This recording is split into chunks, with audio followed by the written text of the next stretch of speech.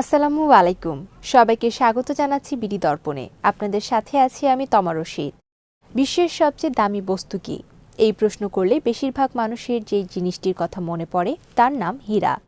যদিও বাস্তবে হীরার চেয়ে দামি অনেক ধাতু বিশ্বে আছে, তবু হীরা মানুষের মনে বিশেষ জায়গা করে নিয়েছে।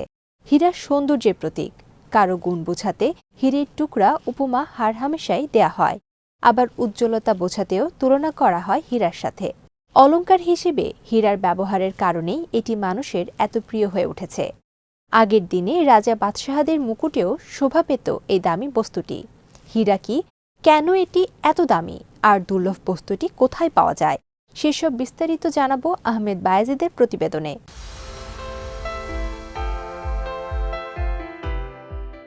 গহনা তৈরির ক্ষেত্রে যে কোনো নারীর কাছে প্রথম পছন্দ অবশ্যই হীরা। এর কারণ হীরার সৌন্দর্য আর এর দাম। দামি হওয়ার কারণে এটি জায়গা করে নিয়েছে বিলাসী পণ্য হিসেবে, ফলে সমাজের ধনীদের ব্যবহার্য শৌখিন পণ্য হয়ে উঠেছে হীরা। কথায় বলে শখের তোলা ৮০ টাকা।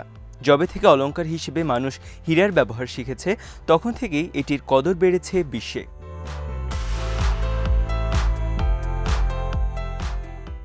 আজকের দিনে সুন্দর নকশার ক্রিস্টাল ক্লিয়ার হীরা বসানো একটি আংটি কিনতে বেরিয়ে যাবে কয়েক হাজার মার্কিন ডলার। প্রতিদিন বিশ্বে কোটি কোটি ডলারের হীরা কেনা বেচা হয়, আর বাজারে বিক্রির উপযোগী করে তুলতে খনি থেকে উত্তোলন সহ এর পেছনে থাকে ব্যাপক কর্মতৎপরতা। বহু মানুষের মেধা আর শ্রমের ফলে জিনিসটি শপিং মলের শোকেসে জায়গা করে নেয়। আবার শক্ত ধাতু হওয়ার কারণে এটি শিল্প কারখানায়ও বিভিন্ন কাজে ব্যবহৃত হয়।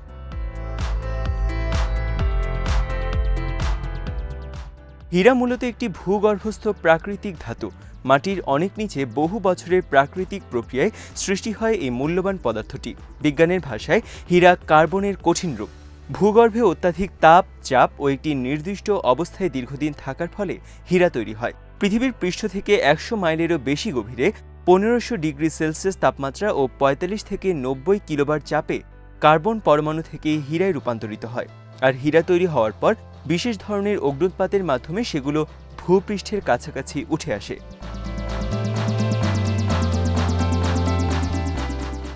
কার্বন হীরায় রূপান্তরিত হতে ১ থেকে ৩ বিলিয়ন বছর সময় লাগে বলে বিজ্ঞানীদের ধারণা। কাজেই বিশ্বে এখন হীরা পাওয়া যাচ্ছে তা সৃষ্টির আদিকাল থেকে ধীরে ধীরে তৈরি হয়েছে।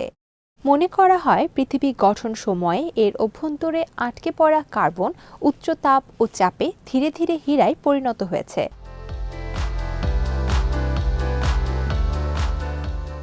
ঠিক কবে মানুষ প্রথম হীরার সন্ধান পেয়েছে তা নিয়ে বিতর্ক আছে। বেশিরভাগ ইতিহাসবিদদের মতে খ্রিস্টপূর্ব ২৫০০ থেকে ১৭০০ অব্দের মাঝামাঝি সময়ে ভারতীয় উপমহাদেশে সর্বপ্রথম হীরার সন্ধান পাওয়া যায়। কয়েক শতাব্দী ধরে হীরা লেনদেনের মুদ্রা হিসেবেও ব্যবহৃত হয়েছে বলে জানা যায়, যে কারণে ভারত থেকে সিল্ক রুটের বণিকদের মাধ্যমে এটি পৌঁছায় ইউরোপীয়দের কাছে।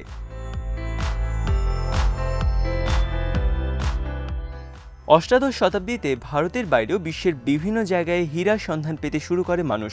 ব্রাজিল, রাশিয়া, অস্ট্রেলিয়ায় হীরার খনি আবিষ্কৃত হয়। তবে এই শিল্পে বিপ্লব শুরু হয় ১৮৬০ ও ৭০-এর দশকে দক্ষিণ আফ্রিকায় অনেকগুলো হীরার খনি আবিষ্কারের পর। গড়ে ওঠে একের পর এক মাইনিং কোম্পানি। দক্ষিণ আফ্রিকার হীরাই সারা বিশ্বে এই ধাতুর ব্যবহার বৃদ্ধিতে ভূমিকা রাখে।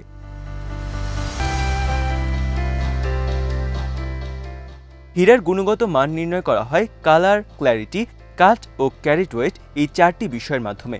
অর্থাৎ হীরার রং কেমন, হীরা কতটা স্বচ্ছ, কিভাবে কাটা হয়েছে এবং সেটি কত ক্যারেট ওজনের।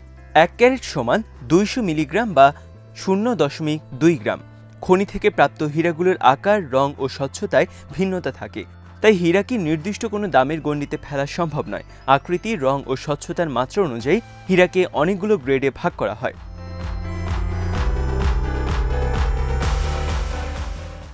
স্বচ্ছতার ভিত্তিতে IF বা F গ্রেডের হীরাকে ধরা হয় নিখুঁত ও সেরা হিসেবে।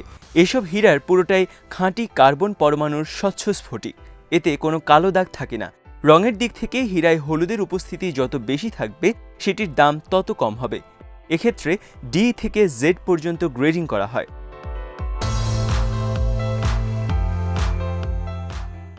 আকৃতির দিক থেকে রাউন্ড, ওভাল, হার্ট, কুশন প্রভৃতি ডিজাইনের ওপর ভিত্তি করে হীরার দাম নির্ধারিত হয়।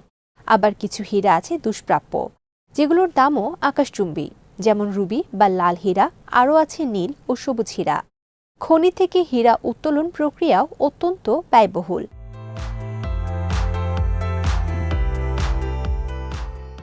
ভূগর্ভে সৃষ্ট হীরা যে পদ্ধতিতে ভূপৃষ্ঠের কাছাকাছি চলে আসে সেটিকে বলা হয় কিম্বারলাইট পাইপ। এই পাইপের নিচে পৌঁছানোর জন্য বিস্ফোরণের মাধ্যমে পাথর গুঁড়িয়ে দেওয়া হয়।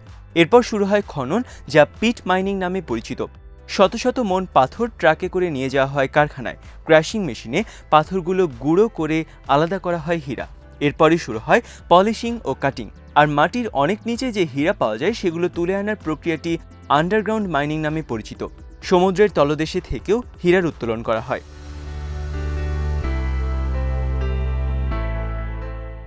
বর্তমানে বিশ্বের সবচেয়ে বড় হীরার খনিটির নাম আইখান। রাশিয়া পূর্বাঞ্চলীয় ইয়াকুতিয়া অঞ্চলের এই খনিটিতে প্রায় ৩৫ বছর পিট মাইনিং চালানোর পর ২০০৫ সাল থেকে শুরু হয়েছে আন্ডারগ্রাউন্ড মাইনিং। প্রতি বছর গড়ে ১.৩ মিলিয়ন ক্যারেট হীরা উত্তোলন করা হয় এই খনি থেকে। রাশিয়ায় আরও কয়েকটি বড় হীরার খনি রয়েছে। দক্ষিণ আফ্রিকা সহ আফ্রিকা মহাদেশের বেশ কয়েকটি দেশে হীরার খনি রয়েছে।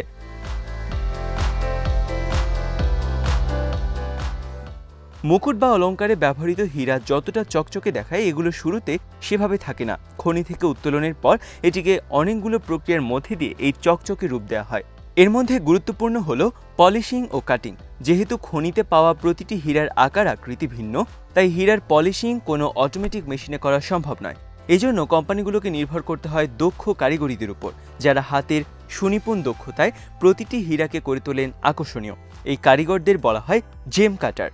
হীরার কাটিং ও পলিশিং অত্যন্ত সূক্ষ্ম ও সময় সাপেক্ষ হওয়ার কারণে জেম কাটারদের মজুরিও তুলনামূলক বেশি।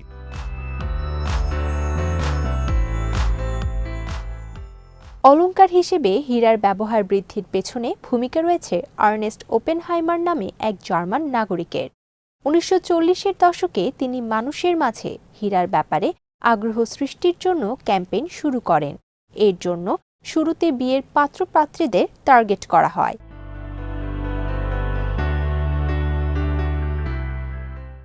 বিভিন্ন কৌশলে বাগদান অনুষ্ঠানে ডায়মন্ডের আংটির প্রচলন ছড়িয়ে দেওয়া হয়। এজন্য অনেকগুলো আকর্ষণীয় বিজ্ঞাপন নির্মাণ করা হয়।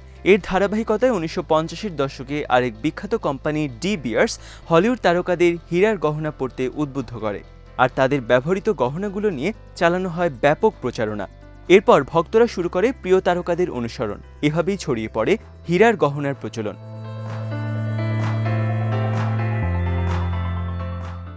শুরুর দিকে হীরার মার্কেটে ডি বিয়ার্স কোম্পানি মনোপলি ব্যবসা চালালেও বর্তমানে জাতিসংঘের হস্তক্ষেপ রয়েছে এই ব্যবসার উপর, যে কারণে হীরার বাজারের অনেকগুলো কোম্পানি কাজ করছে এবং ভারসাম্যপূর্ণ বাজার রয়েছে। বর্তমানে হীরার বাজারে বিখ্যাত একটি ব্র্যান্ড যুক্তরাষ্ট্রের টিফানি অ্যান্ড কোং। এছাড়াও আছে হ্যারি উইনস্টন, কার্টিয়ার, চোপার প্রভৃতি। সারা বিশ্বে প্রতি বছর গড়ে ১৫ থেকে ২০ বিলিয়ন ডলারের হীরা বেচাকেনা হয়।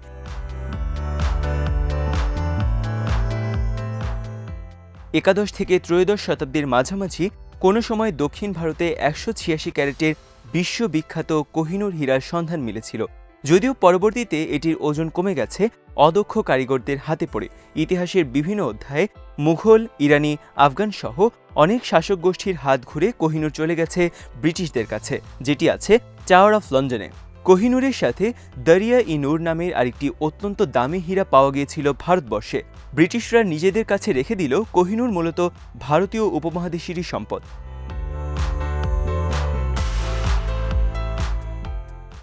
আজ এখানেই শেষ করছি। সবাই ভালো থাকুন, সুস্থ থাকুন আর দেখতে থাকুন বিডি দর্পণ। চ্যানেলটি ভালো লাগলে সাবস্ক্রাইব করুন। সংযুক্ত থাকুন আমাদের ফেসবুক পেজে। আল্লাহ হাফেজ।